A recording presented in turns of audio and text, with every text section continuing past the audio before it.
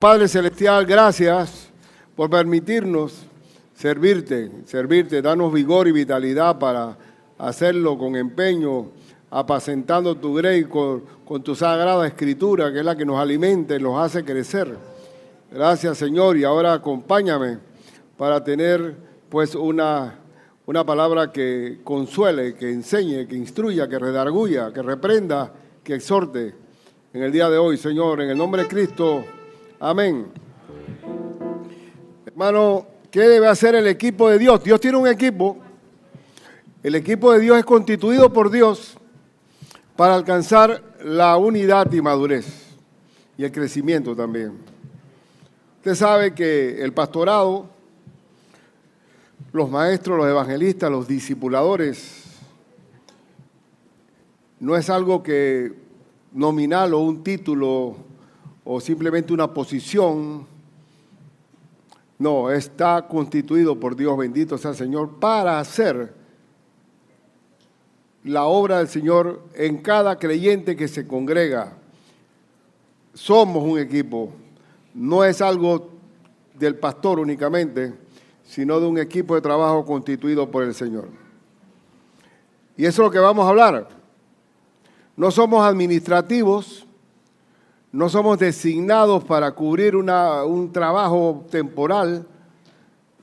Somos llamados por el Señor para ese trabajo digno y celestial. Y cada uno de nosotros, los que está aquí sentado, debe conocer, debe crecer a la estatura de Cristo.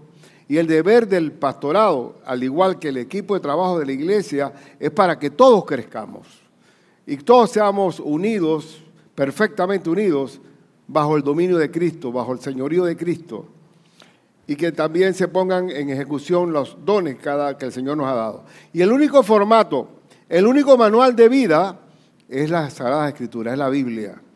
La Biblia es exactamente los mandatos de Dios para su iglesia. Fuera de ella no hay nada, porque la palabra de Dios está expresada a través de este libro santo que es la Escritura. Y quiero hoy sencillamente destacar lo que debe hacer ese equipo de trabajo y por qué tiene que hacerlo así. Y eso está en Efesios 4, del 11 al 16, y vamos a ver ese asunto. En primer lugar, como equipo de trabajo del Señor, constituido por Dios, debemos perfeccionar a los santos.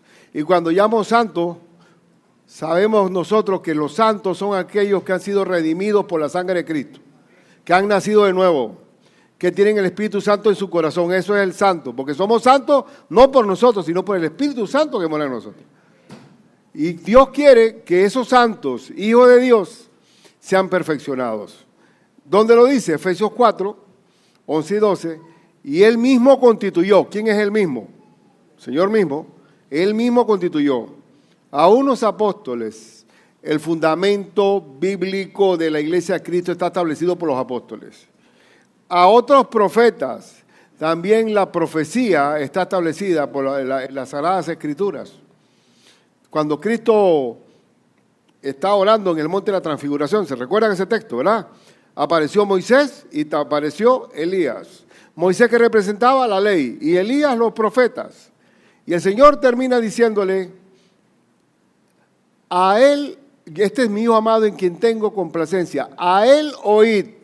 Ya no es a Moisés, ya no es a Elías, toda la profecía y todo el consumado es de Cristo, está en el Señor, en sus mandatos, en el Nuevo Testamento, en el apóstol San Pablo, en los apóstoles que Dios nos ha dado para seguir sus pisadas. La iglesia de Cristo tiene que enmarcarse dentro de esos linderos. Y Él mismo constituyó a otros evangelistas. Gracias a Dios por los evangelistas de la iglesia. Gracias a Dios porque se ve un equipo más compactado, más grande. Y no hay que apurarse, Sergio. El evangelismo, los soldados son élites. Los evangelistas son una élite, no son el ejército entero. Es una élite que va ganando terreno y Dios, yo llegué a Cristo por una élite que me compartió el Señor. No siempre lo son muchos, pero la cosecha es buena. y basta que uno solo. A mí el que me compartió de Cristo le compartió a 40 en mi trabajo y nada más uno pegó. ¿Y cuántas veces se multiplicó? Entonces uno no sabe qué puede pescar, o un sargento o un merlin, pero hay una pesca. El que va de pesca siempre pesca.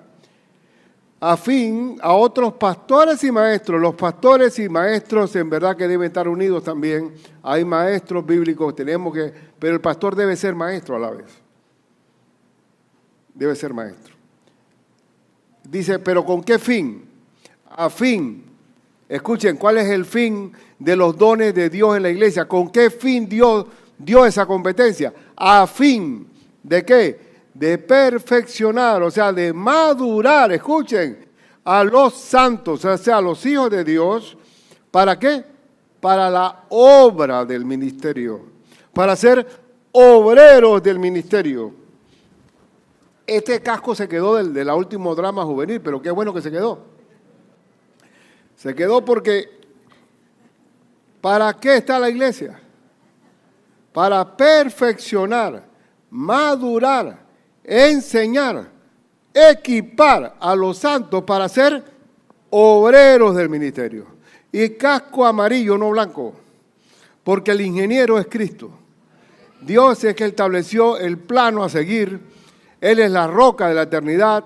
Y si nosotros hacemos lo que Él ordena, seguimos el plano, siempre va a salir bien todo. Porque el que oye mi palabra y la hace, le compararé a un hombre prudente que edificó su casa sobre la roca. Entonces, ¿cuál es la labor de la iglesia? Perfeccionar a los santos para la obra del ministerio.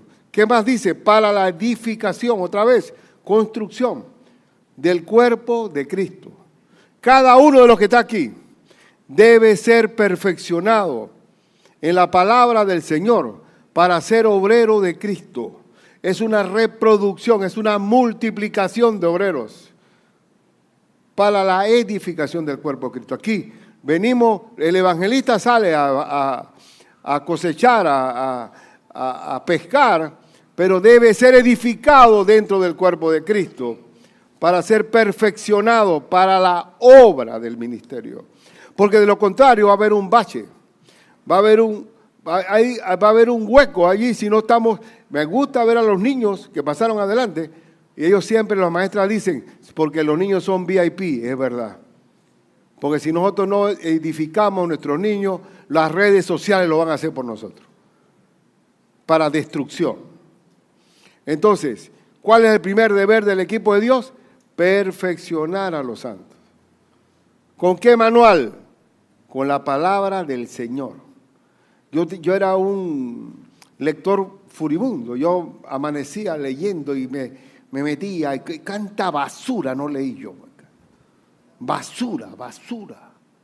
O entré por la línea de la evolución de Charles Darwin, me metí allí leyendo libros, había un escritor norteamericano de Desmond Morris, y ahí me metí.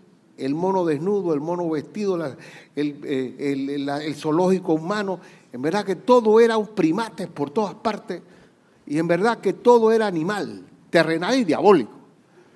Hasta que cuando llegué a Cristo, y no solamente eso, que no leí, bendito Dios.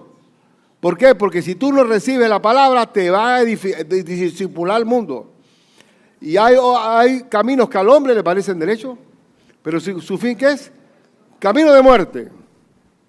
Mi papá quería que yo estudiara en Colombia de Derecho y me llevó él le encantaba Colombia. Colombia es un país encantador. Colombia es precioso, ¿verdad? Y me fui solito a los 17 años para matricularme allá. Pero en ese tiempo, mis queridos hermanos, Colombia estaba siguiendo falsos profetas. En ese tiempo estaba Tiro Fijo, de héroe nacional, todo el mundo, los estudiantes, todo, hasta la mucama, el recepcionista del hotel, veían a este hombre como un ídolo. Y después me fui a la residencia universitaria, a la Universidad Nacional, y estuve ahí, y los muchachos eran tan amplios que me permitieron dormir con ellos ahí, yo probando y con el mundo, viendo todo ese escenario, saliendo de un pueblito de Agua Dulce para ir a Colombia, a Bogotá.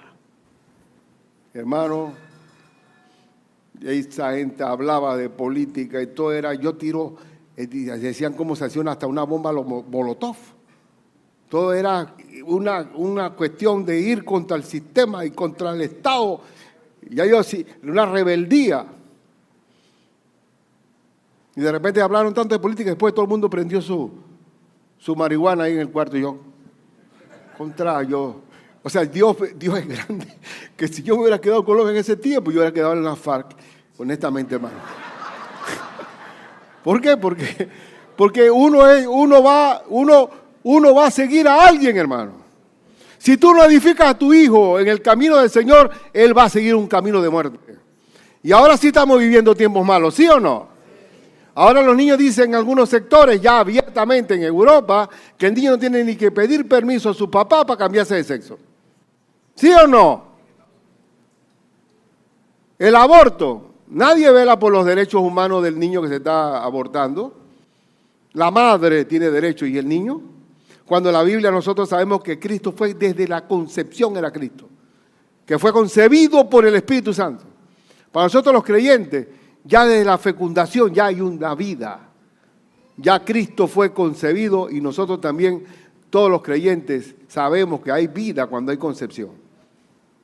Pero ahora mismo hay más muertes por abortos que la Primera y la Segunda Guerra Mundial juntos, ¿viste? Nadie quiere parir. Cuando allá en 1973, en el festival de la OTI, el famoso festival de antes, pues que todavía existe, no sé. Ganó una mexicana, mi hermano, una mexicana ganó el festival de la OTI, 1973, Imelda Miller. ¿Y cuál fue el tema? Qué linda va María, caminando por la ciudad, llevando a su niño a su niño que pronto vendrá. Qué feliz va María, qué feliz era parir en aquel tiempo. Y ahora si una mujer está embarazada, qué desgracia la mía. Cuando decía Raquel, le decía a José, a Jacob, dame un hijo, muero. ¿Y ahora qué dice la mujer? Si tengo un hijo, me muero. Si estoy embarazada, me muero. ¿Sí o no? Sin embargo, antes de ayer estuve ahí con una mesera por acá, por un restaurante, y estaba la mujer a punto de parir. Y reída como qué linda va María. Y le pregunto yo, oye, ¿estás a punto? ¿Y este es tu primero? Digo, no, este es el tercero. ¿Y eso fue que una sorpresa para ti? No. ¿Y usted sabe cuál es la diferencia entre yo tengo 3 hijos con este, ya lo está contando. El otro tiene 18, oye, qué buen planificado está eso. El segundo tiene 18 años. El primero tiene 20 y pico, pero estaba feliz. Porque se llama esperanza. Tenemos la dicha de traer hijos al mundo, pero ahora mismo la cultura es de muerte. Muerte a los niños, muerte a los papás cuando están mejor que se aplique un día la eutanasia para que el viejo se afarme de él y cobrar el seguro. No me vengan con cuentos que es por amor, para que tengan una muerte digna. Pero si nosotros no predicamos a Cristo, ¿cómo va a perfeccionarse el hombre? Si llegamos hasta a la imagen de Cristo a través de ese trabajo continuo, que tiene que estar continuo porque uno apacienta a las ovejas continuamente. Y ese es el primer deber. ¿Con qué se apacienta? ¿Con qué pasto? Lo sabemos bien. Toda la Escritura, dice 2 Timoteo 3, 16, 17. Toda la Escritura es inspirada por Dios. ¿Quién dio la Escritura? Dios. Y como Dios la hizo, es útil, ¿para qué? Para enseñar, para redarguir. ¿Cómo tú puedes cambiar la manera de pensar torcida que traemos al mundo? Por la misma Escritura. La misma Escritura y el Espíritu Santo te redarguye y te cambia la manera de pensar. Para redarguir, para corregir por un mundo equivocado y para instruir en justicia. Todo eso lo hace la Escritura, a fin de que el hombre de Dios sea como perfecto. ¿Para qué está la iglesia? Para perfeccionar a los santos. ¿Y cómo se hace perfecto un santo? Por el influjo de la palabra del Señor. para hacer al hombre de Dios sea perfecto, enteramente preparado, enteramente, imagínate, no hay ninguna una porción, oye, a ti te falta algo, no. Con la Escritura es enteramente preparado para toda buena obra, porque cuando bebemos de Cristo, tenemos la plenitud de la deidad. Entonces, ¿cuál es el manual de vida? En el perfeccionamiento de los santos, que es nuestro deber principal en la iglesia. La Escritura. La Escritura, bendito sea el Señor. Con la Escritura somos libres y somos guiados por Dios. Entonces ese es el primer deber. Y yo quiero también leer, ya podemos ir al segundo. Primer deber es perfeccionar a los santos. Ese es nuestro trabajo. Desde que alguien entra a Cristo, recibe a Cristo, ¿qué hay que hacer? ¿Qué hay que hacer? Perfeccionar. Y eso lo dice Cristo. Enseñándoles que guarden todas estas cosas, que guarden todo lo que he mandado. Y aquí yo estoy con vosotros todos los días hasta el fin del mundo. Guarden, obedezcan. Y hay momentos en que ya uno no es rebelde cuando llega a Cristo, sino aprende a obedecer. Aprende a obedecer. Y así es. Como siempre repito, que Cristo, la palabra de Dios, siempre nos enseña, nos corrige, nos instruye. Y por eso que me gusta, aunque no uso mucho el Waze y lo poco que lo he usado, a mí me gusta el Waze. Doble a la derecha. En 200 metros, doble a la derecha. Y el güey no me dice, idiota, te pasaste. Digo, rectifica el mismo, vuelva y enderece no sé qué cosa y vuelva al sendero. El Señor nos corrige como el Waze y nos vuelve y nos mete en la ruta correcta, ¿sí o no? Así mismo es que bendito sea el Señor. Qué bueno. Entonces la palabra te enseña y el Espíritu Santo nos enseña la palabra, porque la palabra de Dios es que viene siendo la espada del Espíritu. Él nos está enseñando a través de ella, bendito Dios. Póngase a leer la Biblia sin el Espíritu Santo, a ver si la entiende. Tiene que recibir a Cristo primero o no. Si no, no tiene sentido nada. A fin de que el hombre de Dios sea, ¿qué? Perfecto, maduro. Aquí en una iglesia hay un hermano que se llama Perfecto. Y no se me ha olvidado, perfecto, ¿cómo estamos? Pero aquí perfecto, todos podemos ser perfectos. Maduros, ¿Y qué es perfecto? Enteramente preparado para toda buena obra. Es decir, que el creyente formado a través de la palabra está revestido de todo lo necesario para ser útil. Entonces, en segundo lugar, estamos perfeccionando a los santos para la obra del ministerio y ese perfeccionamiento es el que produce unidad en la iglesia y madurez por medio de ¿qué? Del conocimiento de Dios. Observen, versículo 13, hasta que todos lleguemos. ¿Quiénes son los que tienen que llegar? A ver, sí, pero hay gente más bruta, tú sabes que se queda atrás. No, ahí no dice eso. Mira que el Espíritu Santo no es bruto. Es increíble. El Espíritu Santo no dice, bueno, le vamos a dar un Espíritu Santo a Elena menos. No. La porción del Espíritu es igualito para todos, ¿sí o no? Por tanto, todos podemos llegar a la unidad de la fe, hasta que todos lleguemos ¿a qué? A ser unidos en la fe, de la fe y del conocimiento del Hijo de Dios. Todos vamos a llegar. No hay hijo bruto para Dios, así como los igual que los padres. Para las madres, no hay ni hijo ni bruto, ni malo. ¿Y cuál es la otra? Ni feo. Gloria a Dios. Bendito, así mismo es, gracias, hermana. Así mismo es Dios con nosotros. No hay hijo bruto. No, siempre el Señor trata con nosotros, ¿cierto o no? ¿Te acuerdas, Loy, cuando sembramos estos fuscos que están aquí? Hay algunos que no crecían. Digo, oye, pero ¿qué le pasa? Y no crece y le echo y todo el mundo, y él atrás. Y ahora tenemos que podarlos todos porque ya están arriba, porque vamos a crecer. Uno irá más lentamente, pero no importa. Pero no todo, ninguno aquí es bonsái. Vamos a crecer. Vamos a crecer con el poder del Espíritu Santo. Y no nos vamos a quedar atrás. Y dice pero ¿por qué es la unidad? Es la unidad en el conocimiento del Hijo de Dios, a un varón perfecto. ¿Quién es el varón perfecto? Cristo. Hasta que todos lleguemos a ese varón perfecto que es Cristo. A la medida de la estatura de la plenitud de Cristo. ¿Usted cree que eso es para algún poquito? Para todos. Todos lleguemos a esa estatura. Y eso solamente se logra, esa unidad, por el conocimiento y el sometimiento a las Sagradas Escrituras. ¿Dónde lo dice? Bueno, lea 1 Corintios 1:10, ¿qué dice? Os ruego, pues, hermanos, por el nombre de nuestro Señor Jesucristo, que habléis todos una misma cosa. ¿Qué más dice? Y que no haya entre vosotros divisiones, sino que estéis, otra vez, perfectamente unidos. Otra vez usa la palabra perfecto.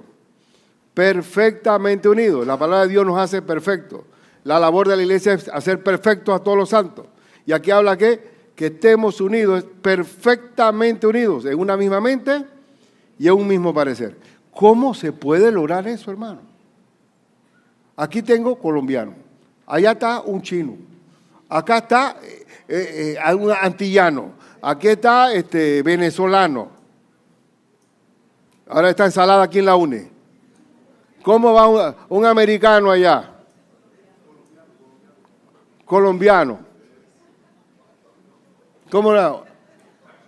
Un aguadulceño de allá. ¿Cómo nos podemos unir nosotros?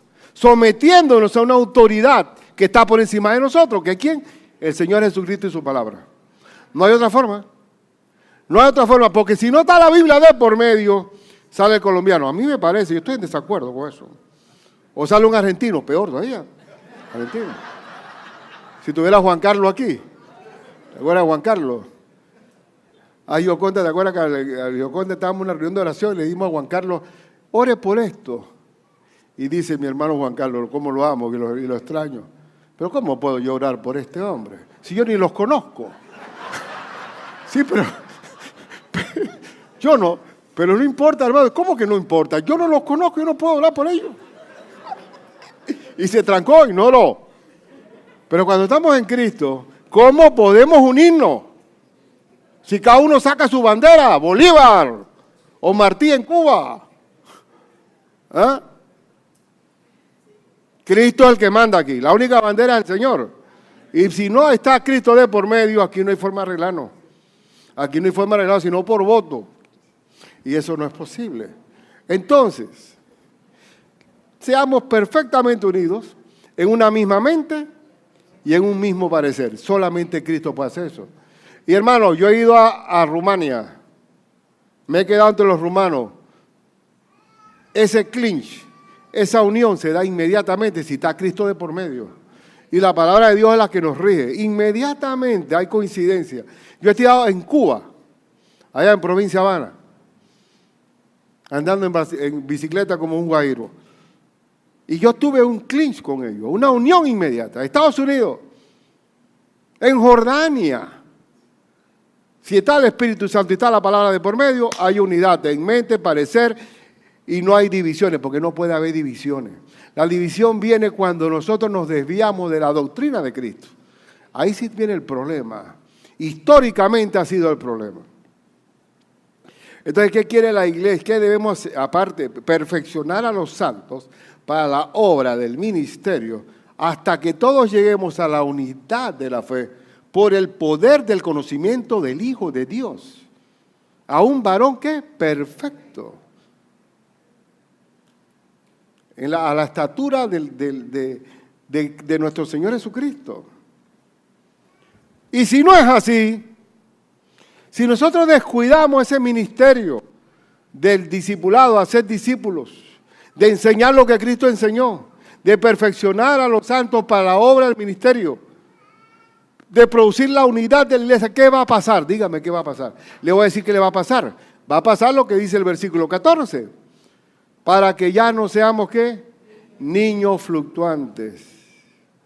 Llevados, pues, por doquiera de todo viento de doctrina. Si no estamos arraigados en la palabra, cualquier viento de doctrina nos lleva. Porque al niño, para poder entretenerlo, tiene que hacer efectos especiales. Si no hay palabra sembrada en la grey del Señor aquí reunida, entonces el pastor tiene que ser un superstar. Tiene que hacer y traer de repente efectos especiales, levitación, humo y todo para que tener a la gente así. Pero ahí no hay crecimiento, no hay madurez, no hay unidad, no hay perfeccionamiento en la obra del Señor. Por tanto, se lo lleva cualquier viento de doctrina. Y ese viento de doctrina dice que viene por estratagema. ¿Qué estratagema? Estratagema son la forma táctica, astuta de hombres que engañan. Y eso se da mucho en la guerra, que hacen una trampa al enemigo para caerlo por sorpresa. Por estratagema de hombres que para engañar emplean con astucia las artimañas del error. Lo van engatusando, lo van envolviendo, lo van sacando del texto bíblico hacia su interés y su conveniencia, convirtiendo el rebaño de Dios en mercadería, como el templo de Jerusalén que se convirtió ¿qué? En cueva de ladrones, ¿sí o no? Entonces, si tú no enseñas, la iglesia es volátil. ¿Por qué? Porque los hijos de Dios no están siendo cimentados y perfeccionados en la palabra del Señor. Entonces ahí vienen las cosas, ¿no? Pastor, dígame. No, es que tuve un sueño. Yo quiero que usted me los descodifique. ¿Qué soñaste? Y bueno, aquí iba bajando por una escalera de caracol y tirando peldaños para allá y peldaños para acá. Dígame, ¿qué es eso? Yo no sé. Digo, pero mi pregunta es, ¿qué comiste anoche? ¿Qué tengo que nosotros interpretar sueños? Eso se deja para los que juegan lotería. Pero para nosotros, los creyentes, ¿cómo podemos consultar sueños si Dios se revela directamente en la Escritura? ¿Sí o no? Dios habla directamente. Dios, cuando tú lees la palabra, está hablándote Dios directamente a ti. ¿Sí o no?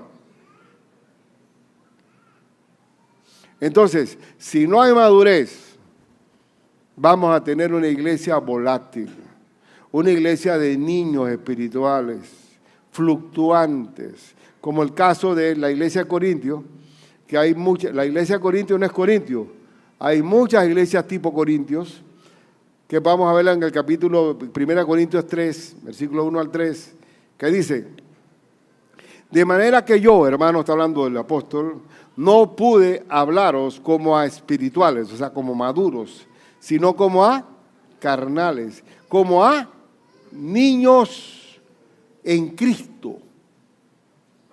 Bebé de mamadera, de biberón. ¿Cuál otra palabra hay?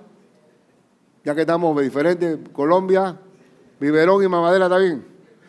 Venezuela, tetero, de té. Bueno, ya, se entiende. Como a niños en Cristo.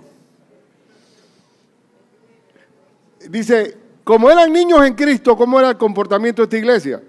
Os di a beber leche y no vianda, no estaban para comer carne, sino leche, porque no erais capaces, ni sois capaces todavía, porque aún sois ¿qué? Carnales. No crecieron, no tenían unidad.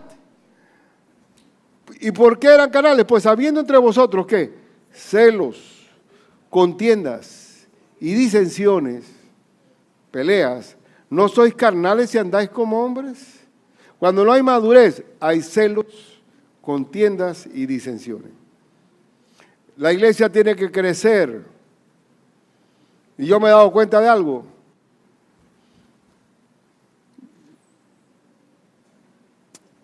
Bueno, no sé si decirlo o no decirlo, pero... ¡Suéltalo!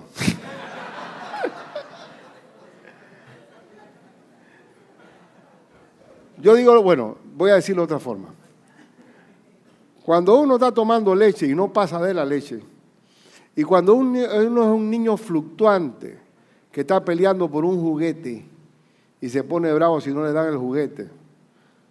O si viene a la iglesia y resulta que no, que el hoy sonó hoy, pero no sonó. Yo sentí que no se me movían los pies. Yo siento que no está el fuego del Espíritu aquí. Yo siento que se quedó corto la cosa. Ya.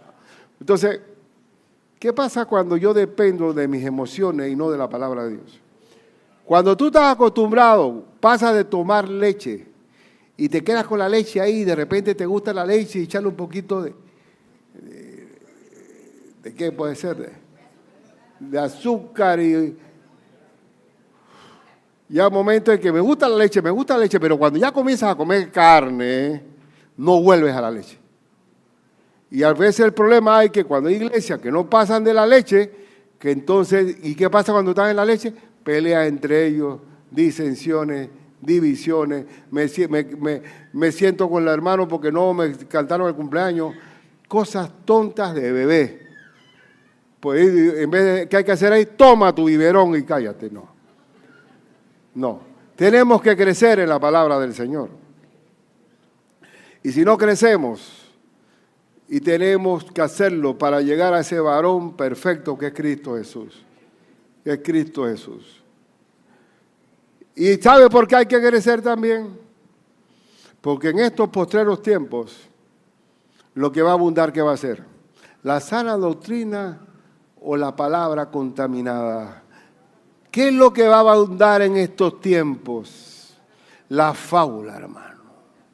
¿Lo digo yo? No, lo dice la palabra. Vamos a ver qué dice. En 2 Timoteo 4, 1 al 5, ¿qué dice? Te encarezco.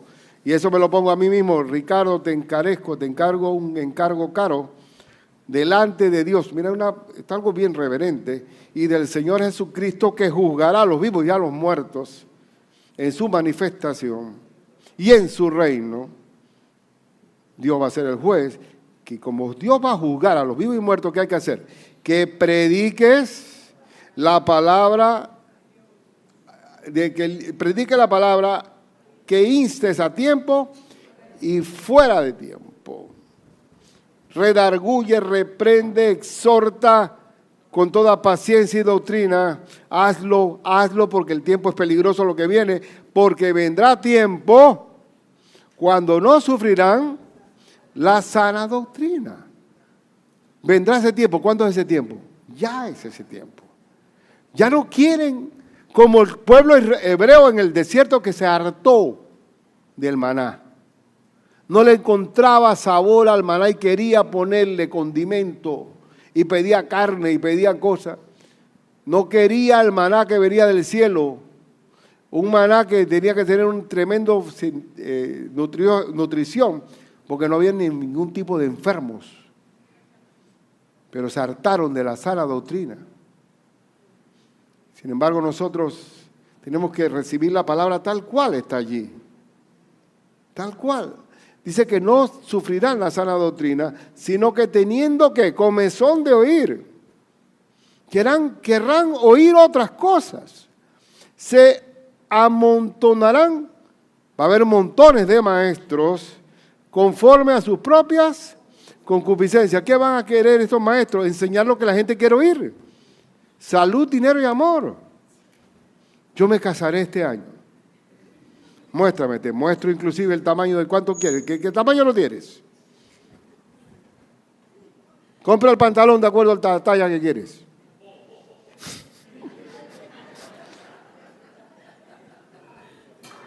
Se amontonarán maestros conforme a las concupiscencias. Este año quiero ser próspero, quiero que Dios me dé billete.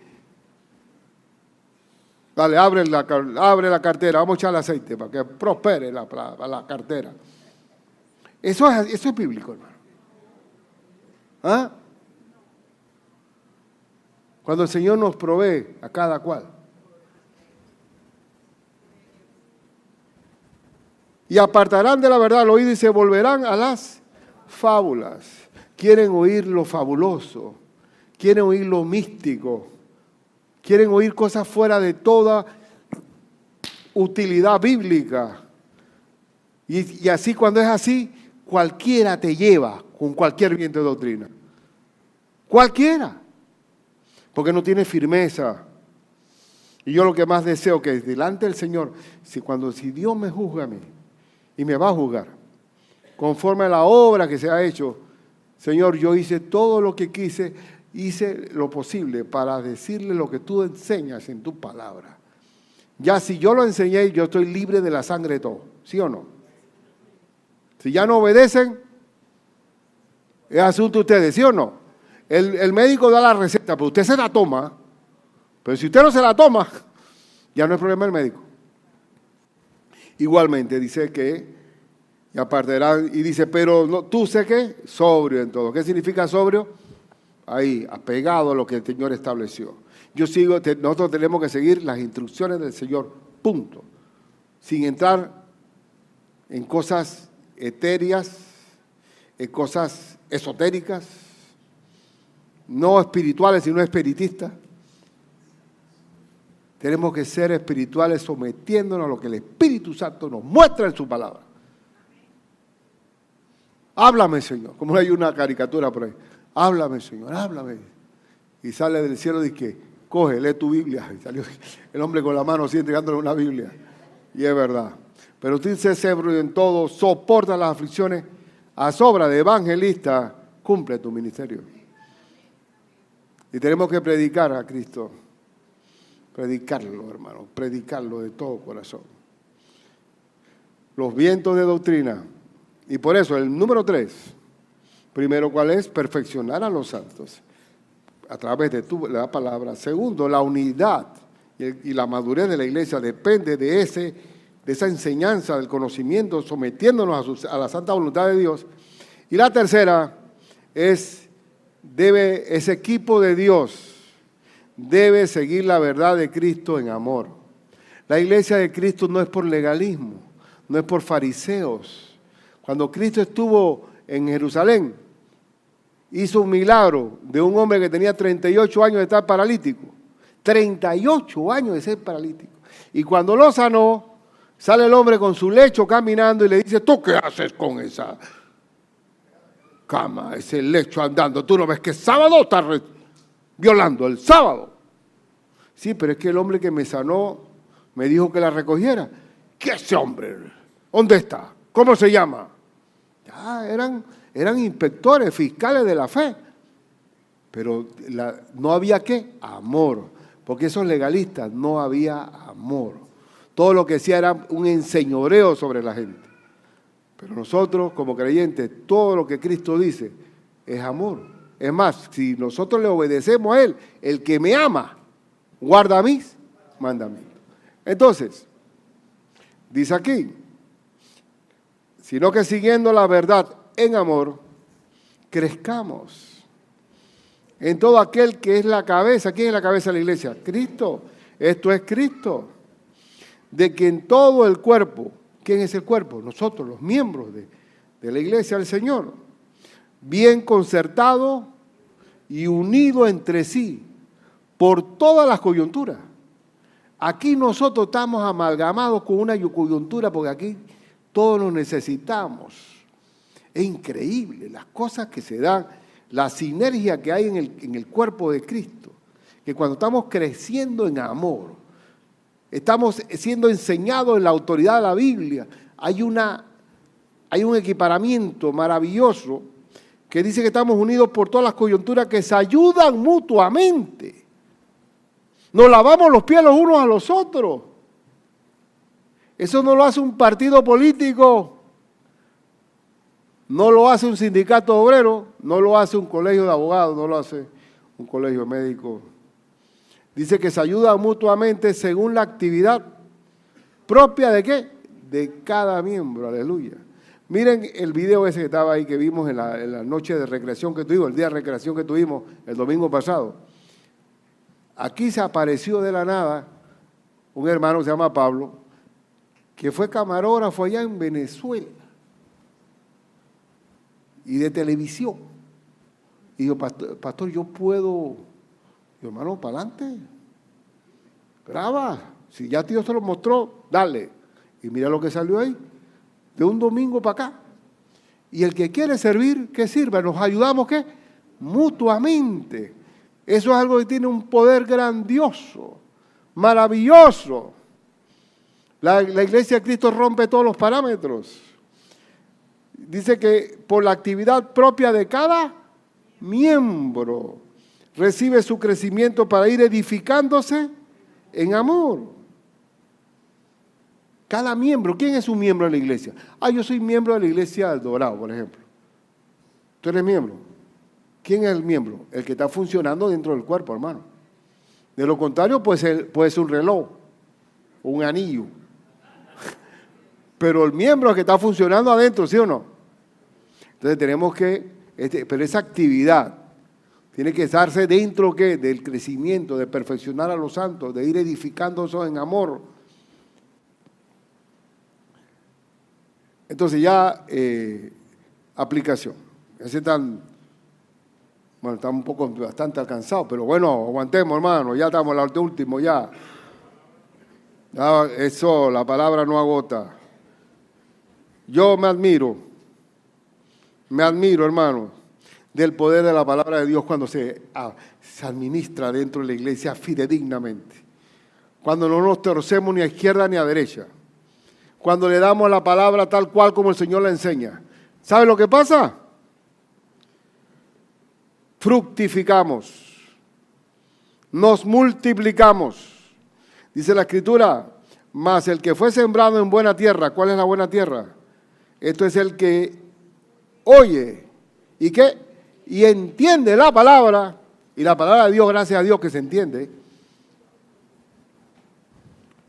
y da fruto, y produce ¿a qué? A 100, a 60 y a 30 por uno. Cada uno de nosotros cuando vivimos y aprendemos y ponemos por obra lo que Dios dice, nos multiplicamos a 30, 60 y a 100 por uno. Uno solo de nosotros. Es una barbaridad. Mira, tú viste allá en el campamento sembramos 1 hectárea, media hectárea. ¿Cuánto sería, Joan? Como media hectárea nada más, ¿verdad?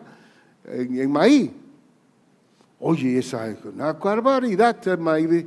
Y sacábamos cosecha y ya no sabíamos qué hacer con tanto maíz. Eso es, y así mismo somos nosotros. La multiplicación. De la iglesia esta madre han salido 10 iglesias y de esta iglesia madre han salido los recursos financieros para construir las obras de aquellas iglesias. O sea que la madre, Dios le da para mantener a sus hijas. Eso es algo, y todavía yo no le puedo meter cabeza a eso. ¿Cómo es posible que predicando el domingo y predicando viernes, cuando son predicaciones abiertas, haya tantos recursos que salen?